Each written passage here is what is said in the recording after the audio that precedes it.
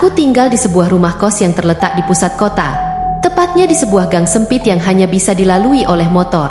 Rumah kos ini sebenarnya cukup nyaman, meski terlihat agak tua dan usang. Ada 3 kamar tidur di lantai 2, salah satunya adalah kamarku. Aku berbagi kamar dengan temanku, Rina. Kami sudah saling mengenal sejak SMA dan memutuskan untuk tinggal bersama saat kuliah. Setiap malam, Rina selalu memiliki kebiasaan yang aneh. Dia akan duduk di depan cermin besar yang terletak di sudut kamar kami dan mulai menyisir rambutnya. Kebiasaan ini bukanlah hal yang luar biasa, namun waktu yang dia pilih membuat bulu kuduku merinding. Dia selalu mulai menyisir rambutnya tepat saat jam menunjukkan pukul 11 malam. Awalnya, aku tidak terlalu memikirkan hal ini. Aku hanya menganggapnya sebagai kebiasaan unik Rina.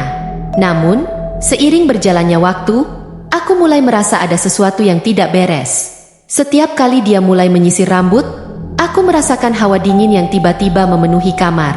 Hawa dingin ini bukan berasal dari AC atau kipas angin, melainkan seperti ada sesuatu yang mengamati kami dari balik cermin. Suatu malam, saat Rina sedang menyisir rambutnya, aku memutuskan untuk mengamati lebih seksama. Aku duduk di tempat tidur, menatap ke arahnya. Dari sudut mataku, aku melihat bayangan hitam yang bergerak di belakang cermin. Aku mencoba untuk tidak panik dan tetap tenang, tetapi hatiku berdebar kencang. "Apa yang kamu lihat, Rin?" tanyaku dengan suara gemetar. Rina hanya tersenyum kecil tanpa menjawab. Dia terus menyisir rambutnya dengan gerakan yang lambat dan anggun, seolah-olah dia berada di dunia lain. Aku merasa ada sesuatu yang janggal dalam tatapan matanya, seperti ada kekosongan yang tidak bisa dijelaskan. Keesokan harinya, aku mencoba membahas kejadian malam itu dengan Rina. Namun, dia hanya tertawa dan mengatakan bahwa itu hanya bayangan cermin yang membuatku ketakutan. "Kamu terlalu banyak menonton film horor, mungkin," katanya sambil tersenyum. Meskipun aku mencoba meyakinkan diriku bahwa itu hanya imajinasiku, rasa takut itu tetap menghantuiku. Beberapa minggu kemudian, kejadian aneh mulai semakin sering terjadi. Setiap malam, saat Rina menyisir rambutnya, aku merasa ada sesuatu yang bergerak di sekitar kami. Suara berbisik yang lembut namun mengerikan terdengar dari balik cermin. Aku mulai merasa tidak nyaman dan takut setiap kali malam tiba. Suatu malam, aku memberanikan diri untuk mengintip ke balik cermin. Aku berharap tidak menemukan apa-apa. Namun yang kulihat membuatku hampir pingsan. Ada seorang wanita dengan wajah pucat dan mata kosong yang menatap langsung ke arahku. Rambutnya panjang dan kusut, menutupi sebagian besar wajahnya. Aku mundur dengan cepat, merasakan ketakutan yang mendalam. Aku segera memberitahu Rina tentang apa yang kulihat, tetapi dia hanya tertawa dan mengatakan bahwa aku berhalusinasi. "Mungkin kamu hanya terlalu lelah," katanya.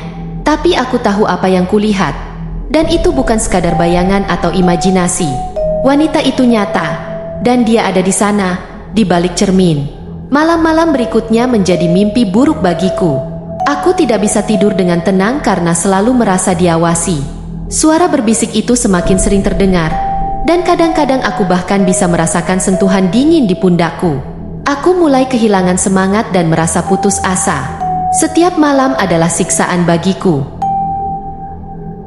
Suatu malam, ketika aku hampir putus asa, aku mendengar suara tangisan pelan dari arah cermin. Aku memberanikan diri untuk melihat dan menemukan Rina sedang menangis sambil menyisir rambutnya. Aku mendekatinya dan mencoba menenangkannya, tetapi dia tidak merespon. Matanya kosong, seolah-olah dia berada dalam keadaan trance. Aku mulai menyadari bahwa ada sesuatu yang mengendalikan Rina. Setiap kali dia menyisir rambutnya, dia seperti terhipnotis dan tidak sadar akan sekitarnya. Aku merasa harus melakukan sesuatu sebelum keadaan semakin buruk. Aku memutuskan untuk mencari bantuan. Keesokan harinya, aku pergi ke sebuah toko buku tua yang terkenal menjual buku-buku tentang hal-hal mistis. Aku mencari-cari buku yang bisa membantuku memahami apa yang terjadi. Setelah beberapa jam, aku menemukan sebuah buku tua berjudul Roh Dalam Cermin. Buku itu menceritakan tentang roh jahat yang bisa terperangkap dalam cermin dan mempengaruhi orang yang sering menatapnya. Menurut buku itu, roh jahat tersebut bisa memanipulasi pikiran dan emosi orang yang terpengaruh.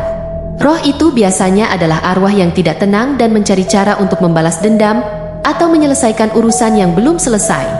Aku merasa takut sekaligus lega karena akhirnya menemukan jawaban atas kejadian aneh yang menimpa kami.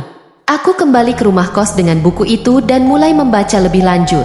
Aku menemukan cara untuk mengusir roh tersebut, yaitu dengan melakukan ritual pembersihan cermin. Ritual itu memerlukan beberapa bahan seperti garam, air suci, dan lilin.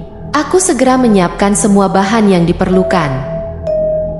Malam itu, aku menunggu hingga pukul 11 malam, waktu di mana Rina biasanya mulai menyisir rambutnya. Aku berdiri di sampingnya, siap melakukan ritual. Saat dia mulai menyisir rambutnya, aku menyalakan lilin dan menaburkan garam di sekitar cermin. Aku mulai membaca mantra yang tertulis di buku itu. Tiba-tiba, suasana kamar menjadi sangat dingin. Angin kencang berhembus dari arah cermin, dan suara berbisik itu semakin keras. Rina berhenti menyisir rambutnya dan menatapku dengan tatapan kosong. Aku hampir kehilangan keberanian, tetapi aku terus membaca mantra dengan suara lantang. Cermin mulai bergetar, dan bayangan wanita itu muncul lagi. Kali ini, dia tampak lebih marah dan mengerikan. Aku hampir menyerah, tetapi aku tahu bahwa aku harus melanjutkan ritual ini. Aku menaburkan lebih banyak garam dan memercikan air suci ke cermin. Wanita itu berteriak dengan suara yang mengerikan, dan kemudian bayangannya perlahan memudar. Setelah beberapa menit yang terasa seperti berjam-jam, suasana kamar kembali normal. Rina jatuh pingsan di lantai, dan aku segera membawanya ke tempat tidur. Aku merasa lega karena berhasil mengusir roh jahat itu, tetapi aku juga merasa sangat lelah dan takut. Keesokan harinya, Rina terbangun tanpa ingat apa yang terjadi malam sebelumnya. Aku menceritakan semuanya padanya, dan dia akhirnya mempercayaiku. Kami memutuskan untuk membuang cermin itu dan membersihkan kamar dari segala hal yang mungkin menarik roh jahat kembali. Hari-hari berikutnya berjalan dengan lebih tenang. Tidak ada lagi suara berbisik atau bayangan aneh. Namun, aku masih merasa trauma dengan kejadian itu. Setiap kali aku melihat cermin, aku merasa ada sesuatu yang mengawasi dari balik sana.